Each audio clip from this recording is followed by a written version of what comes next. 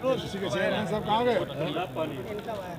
ठीक है संजय जी कहाँ? सर, यहाँ पे एक बड़ा आयोजन था, रेलवे जो फ्रेट कॉरिडोर है उसको लेकर के यहाँ ट्रेन चलाई गई है। आपने भी हरी झंडी दिखाई, प्रधानमंत्री जी ने भी वर्चुअली उसका उद्घाटन किया। कितनी बड़ी उपलब्धि है और किस तरह से देखते हैं?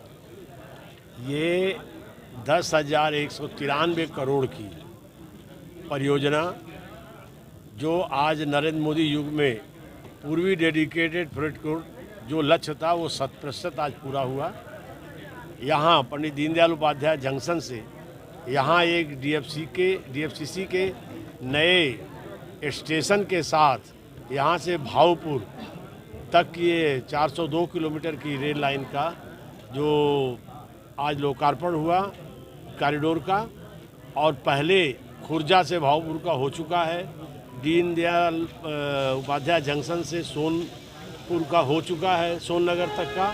तो अब ये खुर्जा से लेकर के ईस्टर्न डीएफसीसी का पूरी की पूरी लाइन का लोकार्पण हो गया।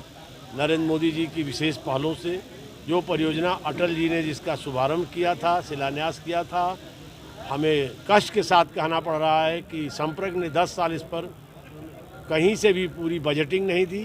जब मोदी जी आए 14 में तो शेष सारा बजट प्रोवाइड किए और लगातार मॉनिटरिंग करके भारत के रेल मंत्रालय ने रेल के कुशल अधिकारियों की देखरेख में यह कार्य संपन्न किया।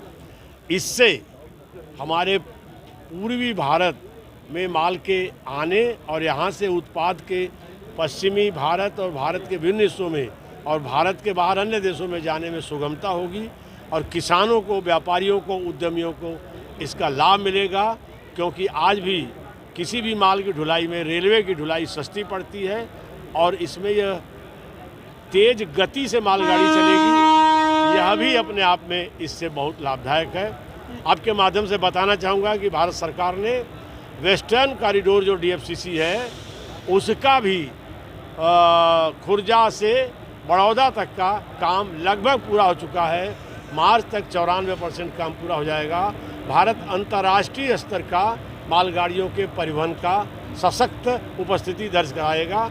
यह विकसित भारत के संकल्प में अहम पड़ाव।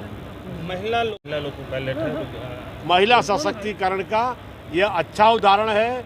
माननीय मोदी जी की प्रेरणा का ध्यान रखते हुए रेलवे के अधिकारियों ने अमीना बानो नाम की महिला पायलट से यहाँ संचालन कराया है। उनको बधाई देते हुए महिला सशक्तिकरण के इस उदाहरण के लिए रेलवे को बहुत बहुत धन्यवाद।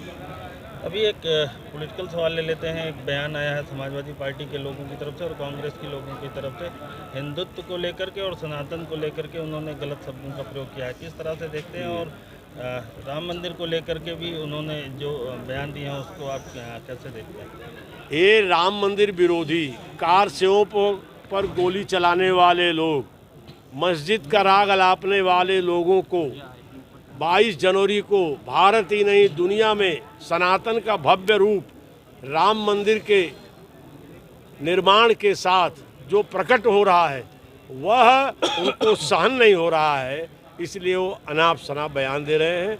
मैं उन्हें भी कहूँगा कि प्रभु श्री राम उन्हें सद्बुद्धि दे और वो भी 22 जनवरी को अपने गांव में, गांव के मंदिर में राम भजन करें, कीर्तन करें और अपने आने वाली संतानों को पुण्य का लाभ पाएं। राहुल गांधी को भी उद्घाटन में बुलाया जाएगा क्या? वहाँ पर यह बुलाने का आमंत्रण, वहाँ जो राम मंदिर निर्माण समिति है, विश्व हिंदू परिषद है, जो लोग संघर्ष करके उस काम में लगे रहे, संतों की समिति है, वो आमंत्रण दे करके लोगों को बुला रही है। हम सबका काम है उस आयोजन को अच्छे से सफल करना और सारे देश के गाँवों में उस दिन मंदिरों में, देवालयों में, देवी मंदिरों में, गांव के अंदर कीर्तन करना, भजन करना और राममय वातावरण बनाना। आप सब से भी अपील है कि उस दिन भजन कीर्तन राममय वातावरण में आप सब सहभागी बने।